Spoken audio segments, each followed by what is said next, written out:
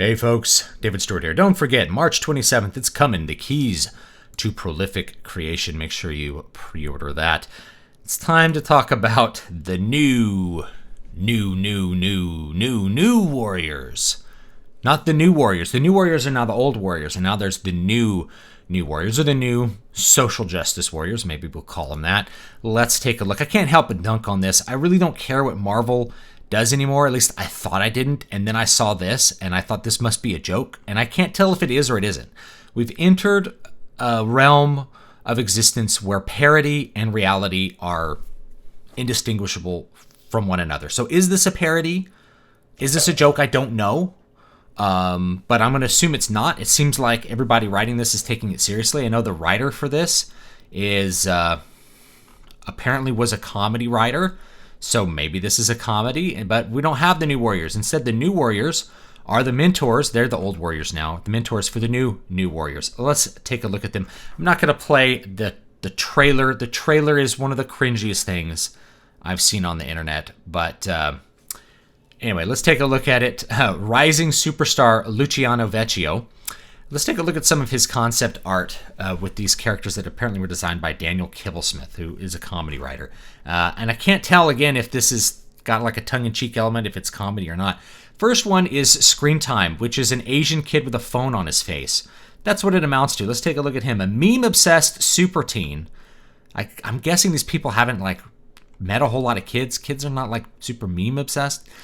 He became connected to the internet after becoming exposed to his grandfather's experimental internet gas. So maybe he's been groomed by his evil grandfather. Now he can see augmented reality and real-time maps, which is what you can do with your phone, and can instantly Google any fact, which is what you can do with your phone. And you can instantly Google this. The superpowers of this team is that he has a phone. Okay, Google, how tall is Mount Whitney?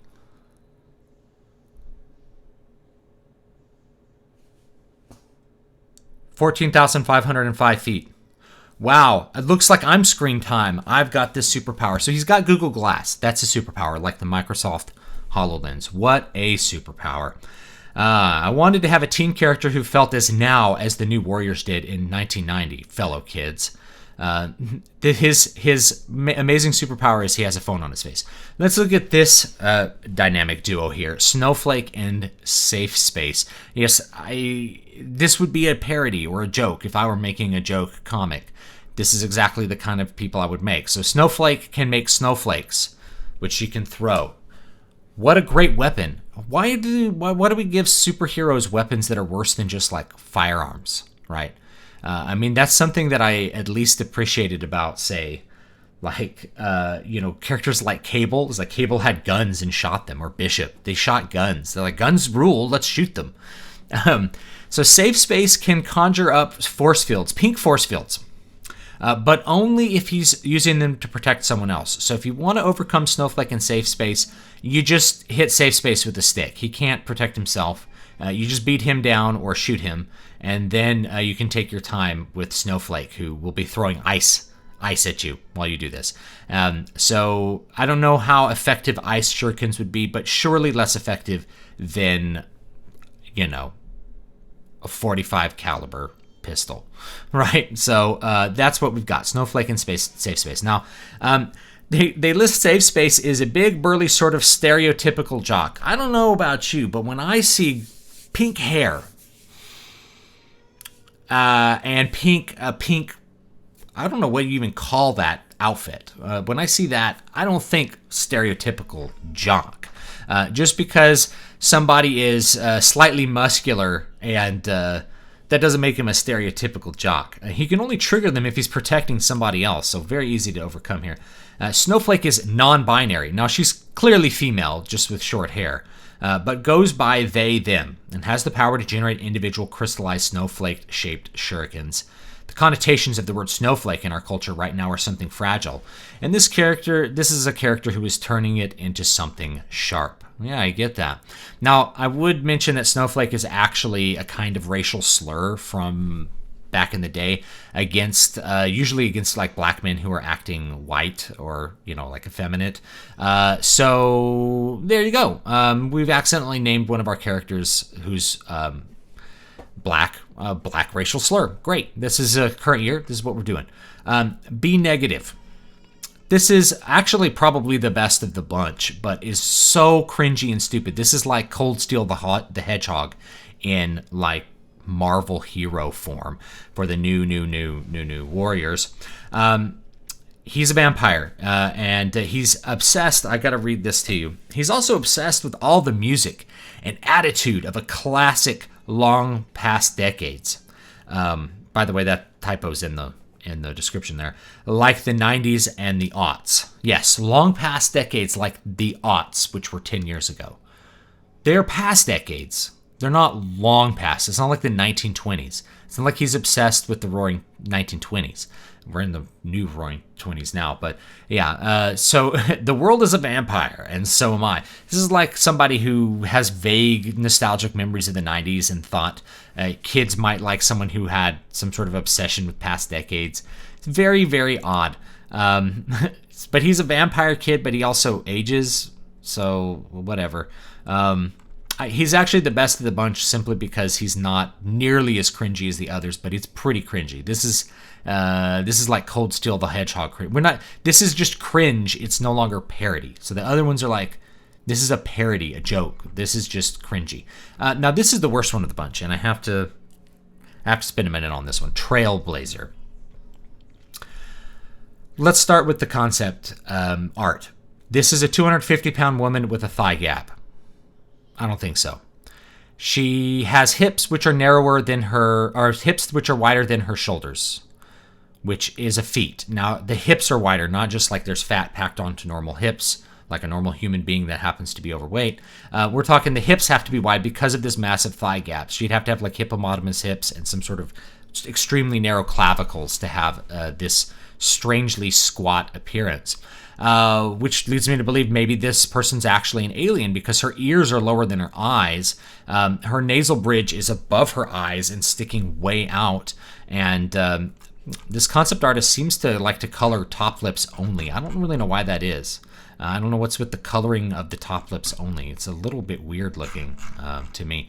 But yeah, and so here she is from the rear with her backpack. She has a special backpack. So her superpower is not...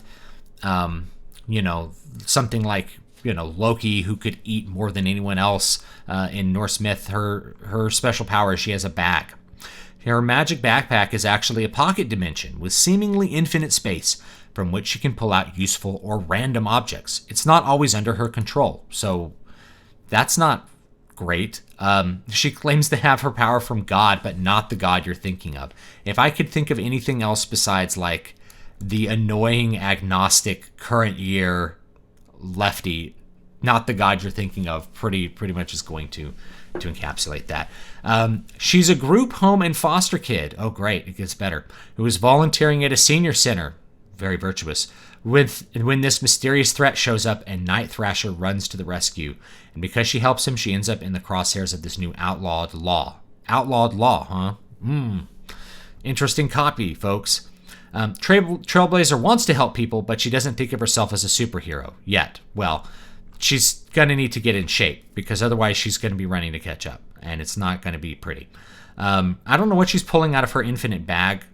This is probably like a comedy thing. She's probably like a comic relief character. Of course, they're going to make the fat one the comic relief character. It's like, relax, guys, I got this. And she pulls out a bologna sandwich. She's like, oh, the bag must have known I'm hungry, like I always am.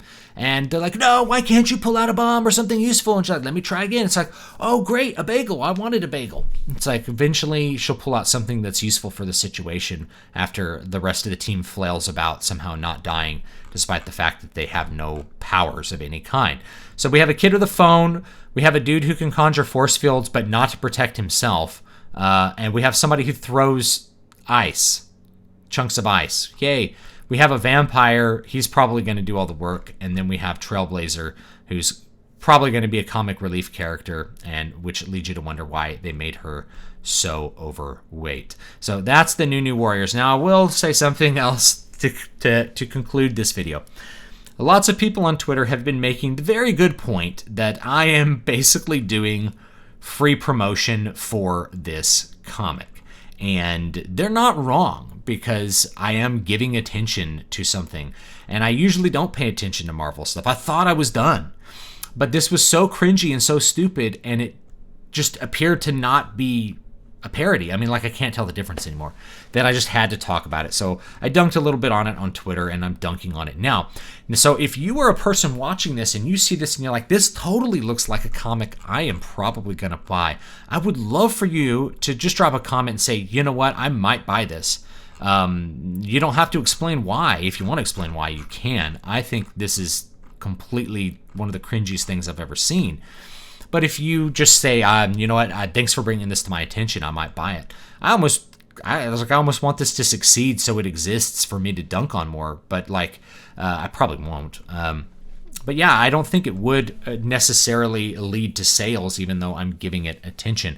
And there's some reasons for that. The main one is, just because I'm giving it attention doesn't mean I'm giving it attention to a demographic that's going to buy it. It's like having lots of free marketing of Ferraris towards homeless people. Well, that doesn't help you sell Ferraris, right? Because that demographic is not going to buy one. Or we have so much free marketing towards Eskimos for our refrigerators, right? So I have a feeling like I'm just not going to be doing that much good work for Marvel. But if I am, so be it. That's just the way it is. I couldn't resist this. It's just too much for me. It's just too much. It's just too funny. So let me know down below, and I'll see you guys later. Don't forget the new book, Keys to Prolific Creativity. It does come out on March 27th, which is this Friday, according to what I'm doing here. And I also want to point you towards something else, which is a gigantic free keyword free, gigantic free science fiction collection, Corona Chan Spreading the Love. You will find a link for that down below. It's totally free. You can get it on Amazon or a bunch of other retailers if you want, and I'll have some links towards that. And if you want a PDF, I'll have a book funnel link down below too. I think right now it's at number 3. I'd like to get it to number 1, so feel free to grab it. It's got full books by a bunch of people. There's a couple full books in here. There's some serious stories, a lot of great authors in here. Please do go ahead and check it out, and I'll see you guys next time.